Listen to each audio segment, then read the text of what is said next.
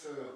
Aujourd'hui, pas de montage extraordinaire, pas de bagarre au sabre laser, pas de trucs rigolos, mais une nouveauté. Nous allons tourner dans quelques instants dans un nouveau décor.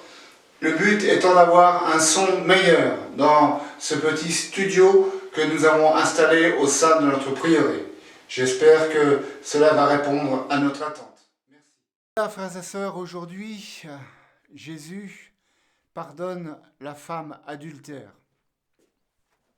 Ce qui est impressionnant, je pense, c'est que de cette femme, on n'entend qu'une seule parole. Cette femme dit « Personne, Seigneur ». C'est une réponse à la question de Jésus « Femme, qui t'a condamné ?»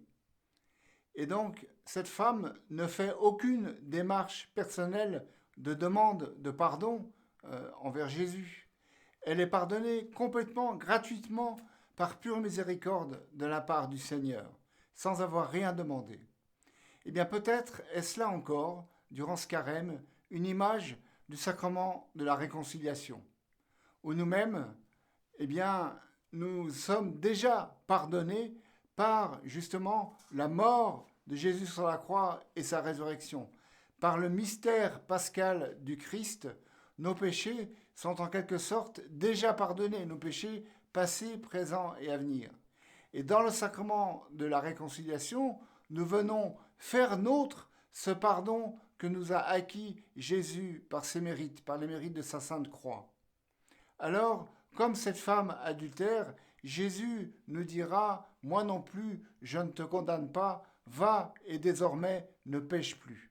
C'est bien cela, le sacrement de la réconciliation, s'entendre dire par Dieu, par la bouche du prêtre, moi je ne te condamne pas, relève-toi, parce que le Seigneur, lui, continue de nous aimer, malgré nos fautes, malgré nos péchés, malgré nos chutes.